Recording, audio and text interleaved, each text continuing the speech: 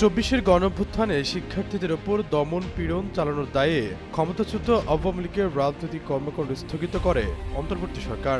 একই সঙ্গে নিষিদ্ধ করা হয় দলটির ছাত্র সংগঠন ছাত্রলীগকেও। দেশের বিদ্যমান আইনে আওয়ামী লীগ ও তার সহযোগী কোনো সংগঠন প্রকাশ্যে রাজনৈতিক কর্মকাণ্ড পরিচালনা করতে পারবে না। সরকারের পক্ষ থেকেও জানানো হয়েছে, দলটির নেতাকর্মীরা বিক্ষোভ করলেই আটক করবে আইনশৃঙ্খলা রক্ষাকারী বাহিনী।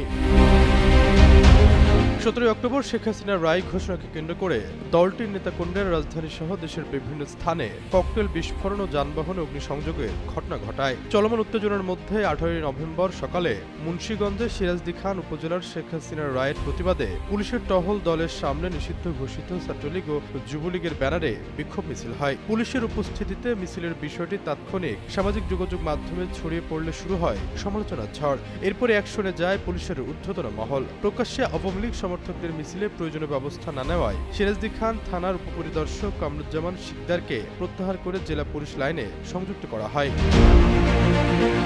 পুলিশ ও স্থানীয় সূত্রে জানা যায়, উপজেলা যুবলীগের যুগ্ম আহ্বায়ক জহিরুল ইসলামের নেতৃত্বে সকাল ৯টার দিকে ইমামগঞ্জ বাজার একটি বিক্ষোভ মিছিল বের হয়। মিছিলে কার্যক্রম নিষিদ্ধ আওয়ামী লীগ ও সহযোগী সংগঠনের অর্ধশত নেতাকর্মী অংশ নেন। মিছিলে সোমবার আন্তর্জাতিক অপরাধ ট্রাইব্যুনালে দেওয়া শেখ হাসিনার মৃত্যুদণ্ডের রায়ের প্রতিবাদে স্লোগান দেওয়া হয়। মিছিলটি ইমামগঞ্জ বাজারের প্রধান সড়ক প্রদক্ষিণ করার সময় সেখানে টহলরত পুলিশের একটি গাড়ি ছিল, তবে পুলিশ কোনো ব্যবস্থা নেয়নি। এই ঘটনায় জানাজানি হলে টহলের দায়িত্বে থাকা সিরাজদি খান থানার উপপরিদর্শক কামরুজ্জামান শিকদারকে প্রত্যাহার করা হয়। কনস্টেবল মোহাম্মদ শফিক ও বাদশাকে জেলা পুলিশ লাইনে সংযুক্ত করা হয়।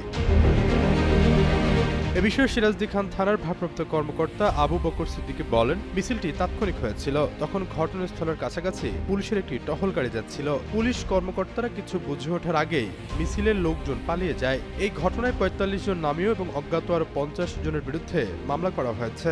অভিযান চালিয়ে ১০ জনকে আটক করা হয়েছে। আশরাফুল ইসলাম, যুগান্ত নিউজ।